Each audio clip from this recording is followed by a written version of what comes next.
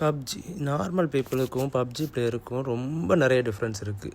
நீங்கள் யாராச்சும் இந்த கோபம் சோகம் இருந்துச்சுன்னா என்ன பண்ணுவீங்க?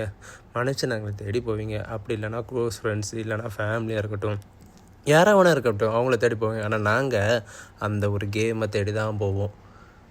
என்ன சோகம் இருந்தாலும் சரி, எவ்வளோ கோவம் இருந்தாலும் சரி, அந்த கேம் ஓப்பன் பண்ணிட்டாலே மனசு அப்படியே நிம்மதியாகும். பிரச்சனை அப்படியே போயிடும். என்ன தாண்டா இருக்குது இந்த கேமில் அப்படின்னு உங்களுக்கு தோணும். ஆனால் அது கரெக்டு தான். இந்த கேம் எங்களுக்கு எதுவுமே கொடுத்ததில்ல தான். எதனால் நாங்கள் எந்த பிரச்சனை வந்தாலும் இந்த கேமை தேடி போகிறோம்? அதுக்கெல்லாம் சிம்பிளாக ஒரே ஒரு சொல்யூஷன் தான். இந்த கேமை தேடி போகலை, நாங்கள் அந்த கேமில் இருக்கிறவங்கள தேடி போகிறோம்.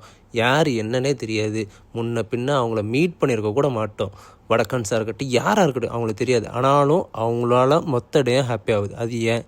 எவ்வளோ சோகம் எவ்வளோ கோவம் இருந்தாலும் சரி, கேமை ஃபினிஷ் பண்ணும்போது ஒரு சந்தோஷம் கிடைக்கும். அது ஏன்? இப்போ உங்களுக்கு சோகமாக இருக்குதுன்னு வச்சுங்களேன், யார் என்ன சொன்னாலும் இந்த மைண்டு சேஞ்ச் ஆகாது. பட் இதே என்னோடய சோகமாக இருக்கட்டு, நான் கேமில் விளாட்ற ஒருத்தன்ட்ட ஷேர் பண்ணும்போது அவன் என்ன தெரியுமா சொல்லுவான் என்கிட்ட, டே அதை தூக்கி போடுறா, மூடிக்கிட்டு என்னை ரிவைவ் பண்ணும்பான். உண்மையாக தாங்க, மூடிட்டு என்னை ரிவைவ் பண்ணு, இல்லைனா அங்கே எனிமி இருக்கான் அவனை அடி, டே பின்னாடி வரான்டா அவனை அடி. அவ்வளோ ஜாலியாக ஃபன்னாக சிரித்து ஜாலியாக ஃபன் பண்ணிட்டு விளாண்டுட்ருப்போம். அந்த கேம் பிளே பின்னாடி இருக்குது ஒருத்தன் கண்டிப்பாக இருப்பான். உடஞ்சி போய் அடி வாங்கி லைஃபே வேண்டாங்கிற அளவுக்கு ஒருத்தன் இந்த இதில் போயிருப்பான். அப்படி தான் இந்த கேம் விளையாண்டுருப்போம். எங்களுக்கு இந்த எமோஷன் ஷேர் பண்ணுறதுக்கு, இதெல்லாம் நான் எதாவது பிரச்சனைன்னா சொல்கிறதுக்கு அப்படி யாருமே எங்கள் லைஃப்பில் இல்லை. எங்களுக்கு இருக்கிறது அந்த கேமும் அந்த கேமில் இருக்கிற ஃப்ரெண்ட்ஸ் மட்டும்தான். ஏன்னா எல்லாருக்குமே தெரியும், எல்லாரும் அடி வாங்கிட்டு தான் வந்திருக்கோம்.